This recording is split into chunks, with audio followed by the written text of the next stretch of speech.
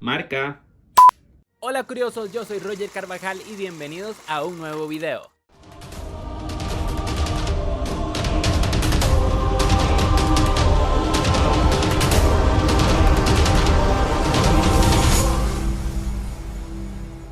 Los dinosaurios se extinguieron hace millones de años según la ciencia y según la historia, pero ¿qué pasaría si la curiosidad humana lleva a un grupo de científicos a revivir esas criaturas sin saber qué podría salir mal o qué estragos podrían causar? O peor aún, ¿qué pasaría si ese grupo de científicos descubre un fósil con un mosquito adentro que todavía contiene partículas del ADN de los dinosaurios y lo utilizan para clonarlos? Bueno, pues esa respuesta está dentro de una saga que es muy conocida y que muchos de nosotros amamos. Es por eso que hoy en ¿Cuál es esa saga? Vamos a hablar un poco de la historia de surgimiento de Jurassic Park, la producción de cada una de sus películas y alguna que otra curiosidad que esto implicó.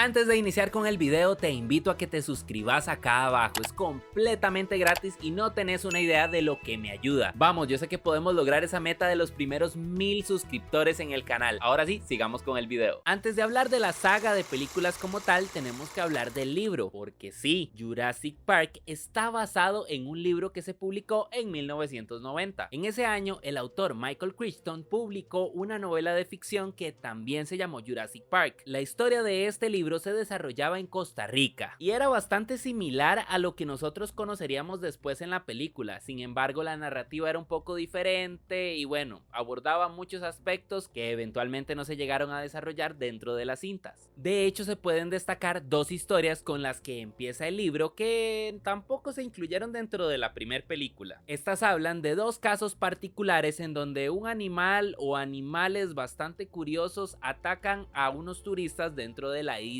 en donde se desarrollan los hechos de Jurassic Park, que se decía que eran propios de la fauna de Costa Rica. Sin embargo, después de que se puede analizar las heridas de esos turistas y se envía una muestra a un laboratorio allá en Estados Unidos, se dan cuenta que hay algo un poco anómalo y que no necesariamente esas criaturas pertenecen a la fauna de este país. A partir de ese punto, pues la narrativa se parece bastante a la historia que después Spielberg trataría de poner en el cine, en donde los especímenes se escapan, generan problemas, hacen una destrucción grandísima, matan a los operarios y bueno, todo lo que podía salir mal. El libro fue bastante bien recibido por toda la generación de los 90, de hecho se constituyó en una de las novelas más leídas de esa década. Y aunque Spielberg adquirió los derechos supuestamente antes de que la misma novela se emitiera, ese éxito ayudó a que solamente 3 años después, cuando se estrenaría la primera película, fuera un éxito total en taquilla. Y no solamente eso, sino que marcaría el inicio de una saga que sigue viva hasta hoy en día, pero de eso vamos a hablar más adelante. La realidad es que Crichton, antes de escribir el libro, escribió un guión cinematográfico que eventualmente se convertiría en la historia que publicaría en la novela. Los derechos, aunque como decimos acá en Costa Rica tenían muchos novios, es decir, que mucha gente los quería, fueron adquiridos finalmente por Universal en conjunto con Spielberg. Este pues fungió un papel bastante importante porque gracias a la presión que él ejerció se terminaron comprando. Además, eventualmente también se terminaría contratando a el escritor Michael Crichton como el guionista principal para la película. Sin embargo, la novela desde el punto de vista cinematográfico era tan extensa con sus 400 páginas que este escritor decidió no poner más del 20% de la historia original dentro de lo que iba a ser la producción para pantalla grande. Pese a que ese guión contaba con la escritura directa del creador original de la historia,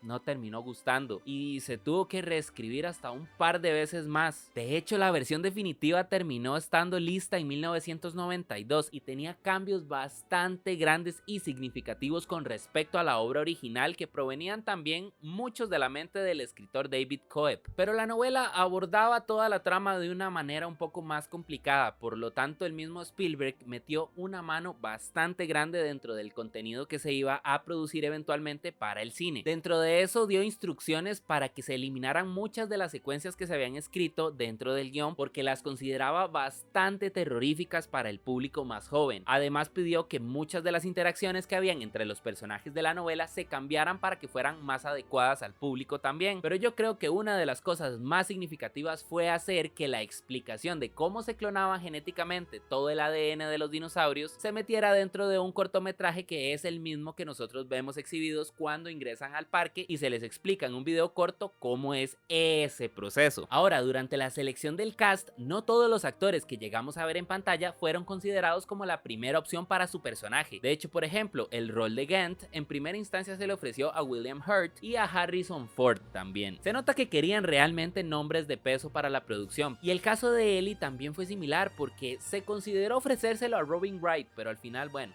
todos sabemos quién quedó en el papel. Con decirles que también hasta Merlina quería estar en la película.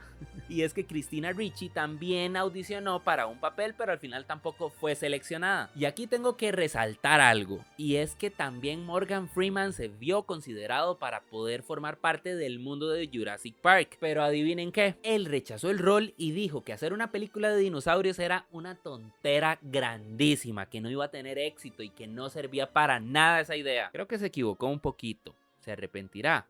¿Quién sabe? Y ahora llegó el momento de decirles algo que a todos los que somos ticos nos va a pegar bastante. Y aquí voy a dejar el acento neutro de lado y le voy a decir en tico a todos los que somos de Costa Rica: maes, yo también me agüevé todo cuando vi esta carajada. Y es que resulta que aunque toda la novela y toda la película en teoría se desarrolla en la isla Nublar, que está ubicada más o menos donde estaría ubicada la isla del Coco para nosotros, realmente ninguna escena fue filmada acá en nuestro país. Yo sé, duele un montón, pero por lo menos salimos en la película. Y es que aunque Spielberg realmente consideró en filmar acá todas las secuencias y en sí toda la película, toda la producción se le iba a traer para acá, al final terminó decantándose por un lugar que se llama Kauai, que está ubicado cerca de Hawái. Ahí fue la principal locación donde se terminó filmando todo. Ahora, también hay que destacar que en esta película el realismo juega un papel sumamente importante, y es que todos cuando vimos la película de verdad nos creímos que habían dinosaurios caminando por algún lado, pero para lograr que eso fuera así se necesita una mezcla de distintas técnicas, dentro de las que destacan el stop motion, el go motion e inclusive un muy reciente y nuevo para la época CGI. ¿Y adivinen quién fue el que lo realizó? Pues nada más y nada menos que Industrial Light and Magic. Ya lo hablamos en Volver al Futuro. De verdad, Star Wars fue una de las principales razones por las que hoy en día tenemos efectos especiales, y esta compañía nació directamente de la mano de Star Wars. Gracias, George Lucas, sos un crack de verdad. Además, a todas esas técnicas que ya les mencioné, también se le adicionó la creación de animatrónicos. Bastantes animatrónicos fueron creados para distintos momentos de la película. Este recurso se empleó porque se iba a lograr mayor realismo, pero no solamente eso, sino que en un proceso de producción, si se necesitaban repetir escenas, era más fácil programar los movimientos dentro del animatrónico para que se pudieran repetir exactamente de la misma manera una y otra vez. No obstante, esto también tenía limitantes, y es que hay escenas en donde los velociraptores se ven con movimientos bastante fluidos y de cuerpo completo, y en ese caso no fue un animatrónico el que se empleó, fueron personas que estaban disfrazadas con un traje completamente hecho de látex para darle ese realismo a los desplazamientos. Ahora, volviendo al tema de los animatrónicos, cabe resaltar que el T-Rex es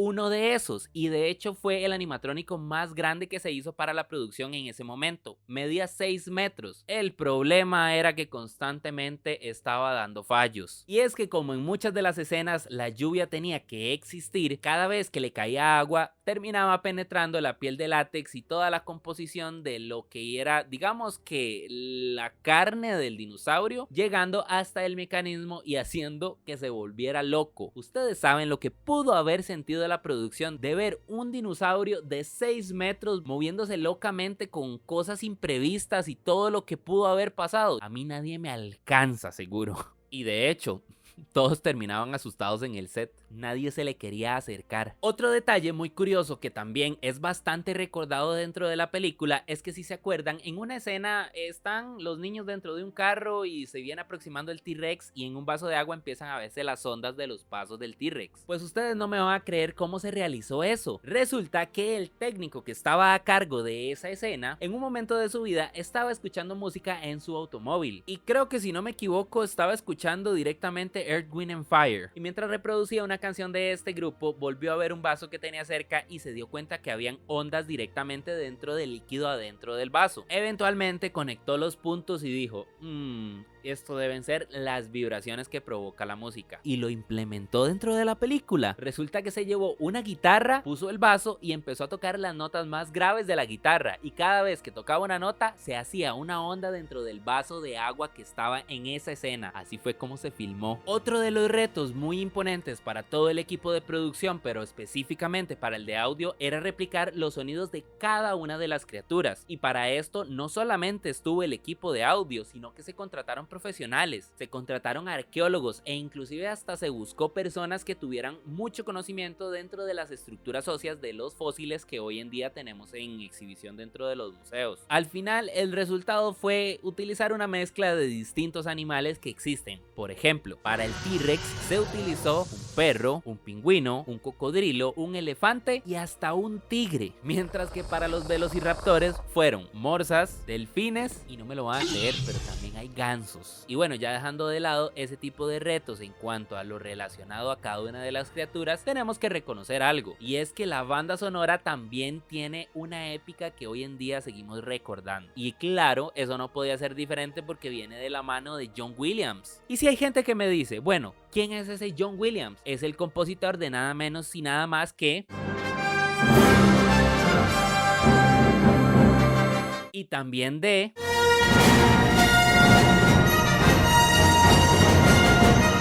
y por supuesto y claro que de...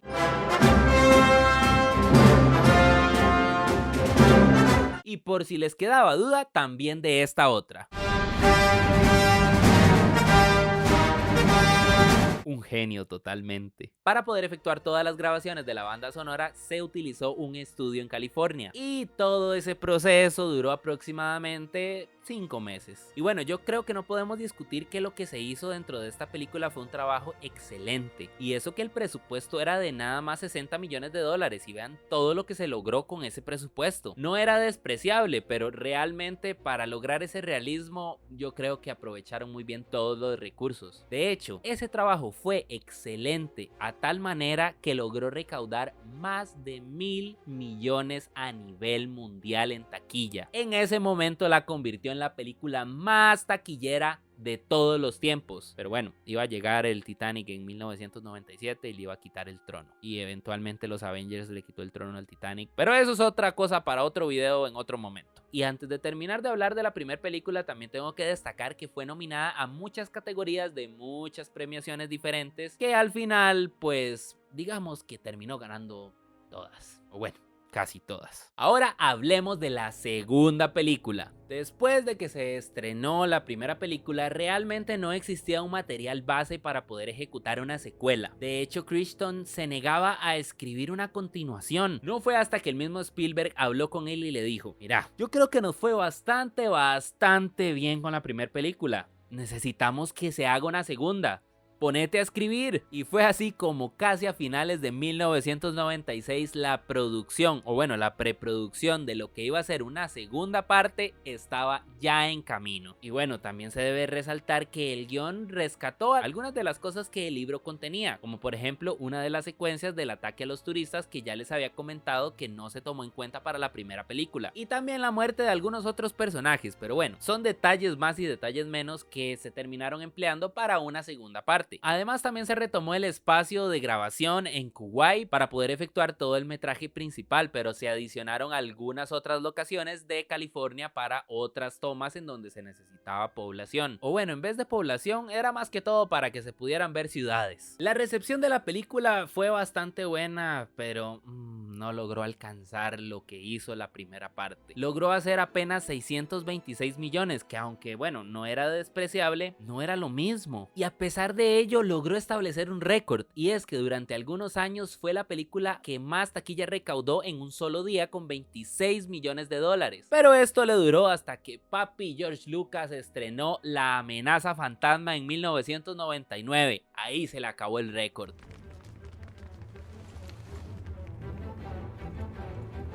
Sí, yo sé, soy demasiado fanático de Star Wars, lo siento. Ahora brincamos a la tercera película de Jurassic Park. Y es que desde el principio con esta película las cosas no iban tan bien. Todos sabemos que en una saga lograr que las secuelas tengan exactamente el mismo éxito o aún más que la primera parte es relativamente difícil. Y son pocos los casos que realmente logran ese éxito. Aunque la segunda película no tuvo una taquilla tan alta, fue bastante buena, por ende se dio luz verde a una tercera parte de esta saga. Y fue en 1998 que se dijo, ok, vamos a hacer el anuncio de lo que va a ser la tercera entrega para junio del 2000. Y a pesar de que primero se había hecho un guión, apenas para el 2000 se estaba reescribiendo por tercera vez. De hecho, el guión fue tan problemático que los conflictos no se hicieron esperar. Y resulta que aunque los rodajes se habían programado para finales de febrero de ese año, realmente ni siquiera habían empezado, porque fue hasta agosto de ese año cuando dieron inicio. De hecho, la producción que participó en esa película ha dicho en miles de ocasiones que ni siquiera había un guión con el cual trabajar, o sea, un guión completo. Solamente se tenían fragmentos de distintas secuencias y se tenía a disposición únicamente lo que iban a filmar, y a veces ni siquiera eso. Eso impactó tanto que el final de la película se terminó grabando 2 meses después de que ya se había hecho todo el metraje principal. Y bueno, esto no es necesario resaltar que implicó costes muy altos porque se tenía que volver a trasladar el equipo, los actores, ir a la locación y todo eso. Ahora, ya que estamos hablando de traslados, podemos decir que la ubicación principal también fue Kuwait, pero además se le adicionaron algunos otros lugares de Hawái, y al igual que en la segunda parte, para poder tener tomas de la ciudad también se empleó California. Pero aquí también se agrega un lugar más, y es que se filmaron algunas secuencias a las afueras de los estudios de Universal. Todos los conflictos y todos los problemas que esta película significó se vieron reflejados también en la duración de la cinta, pues es la más corta de las tres, pues duraba un poquito más de hora y media. Y pese a todo eso, también aquí se buscó incluir otro personaje más que también diera pues ese sentido de antagonista y que fuera bastante imponente. Y no hablo de un personaje de una persona, hablo de otro dinosaurio nuevo, una raza completamente nueva que no se había visto hasta ese momento. Y es que aquí hace su debut el famoso Spinosaurus, pero en un principio el protagonista no iba a ser esta especie nueva, iba a ser el Tiranosaurio Rex, el que dominara todas las especies del parque y bueno, que habían existido hasta ese momento. Pero resulta que durante el tiempo que transcurrió entre la primera película y la tercera película, el animatrónico sufrió un accidente y se quebró por el cuello. Era tan caro arreglarlo que adivinen qué,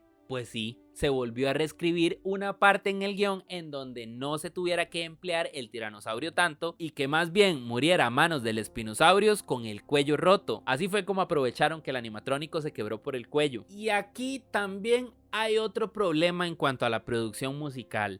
Durante ese momento John Williams estaba ocupado también. Pero bueno, hay que rescatar que el mismo Williams fue el que recomendó a Don Davis para que pudiera efectuar todas las piezas musicales y se mezclaran con algunas de las que ya había hecho John para poder conformar el soundtrack de la tercera parte. Después de que se logró completar todos los problemas de producción, de preproducción, de postproducción y de todas las producciones producidas productivamente, se logró estrenar la película. Pero la crítica y el público tuvieron una opinión mixta. Al final terminó recaudando 550 millones y aunque no fue la película más exitosa de las tres, de hecho al contrario fue la que menos hizo, terminó convirtiéndose en la octava película más taquillera de ese año. Y yo sé que aquí no termina la saga, tal vez no termina la saga completa, pero sí la saga original que consta de 3 películas bajo el nombre Jurassic Park, porque de Jurassic World vamos a hablar en otro video que si lo quieren déjenmelo acá abajo en los comentarios. Y bueno, curiosos, la verdad es que yo creo que a todos nos da esa espinita de saber cómo serían los dinosaurios, cómo se verían, cómo sonarían, cómo se comportarían, cómo vivirían y todo lo hacían que hay en este planeta. Pero al menos a mí me daría un poquito de miedo que replicaran exactamente todo lo que pasa en la película. Al fin y al cabo, yo vivo en Costa Rica. No quiero que hagan eso aquí. Pero yo me pregunto, ¿y a vos? ¿Te gustaría ver en vivo y a todo color un dinosaurio? Déjamelo acá abajo en los comentarios. En fin, espero que les haya gustado todo este informe y la recopilación de información, y los invito a que sigan las redes sociales del canal que están apareciendo acá abajo en pantalla. Ahí estoy subiendo datos rápidos que tal vez están en el video, pero tal vez no. Entonces complementan la información de todo lo que ya les hablé. También los insto a que sigan mis redes sociales personales. Ahí normalmente van a ver los procesos de escritura, cuando grabo, todo ese tipo de cosas. También pongo a disposición de todos los que están viendo mi canal de Twitch para que pues estén atentos ahí a cuando hago directos. Estoy tratando de retomarlo y estoy tratando de hacer gameplays de algunos juegos que tengo por ahí de historia, y bueno, voy a tratar de comprometerme un poquito más. Pero si lo tuyo no es el contenido en vivo, también te dejo acá mi otro canal de YouTube, el secundario, porque ahí estoy subiendo los gameplays de todos los streams de Twitch para que te des una vuelta y estés atento al contenido que estoy subiendo por allá también. Y bueno, sin más, yo me despido. Chao, curiosos. Nos vemos a la próxima.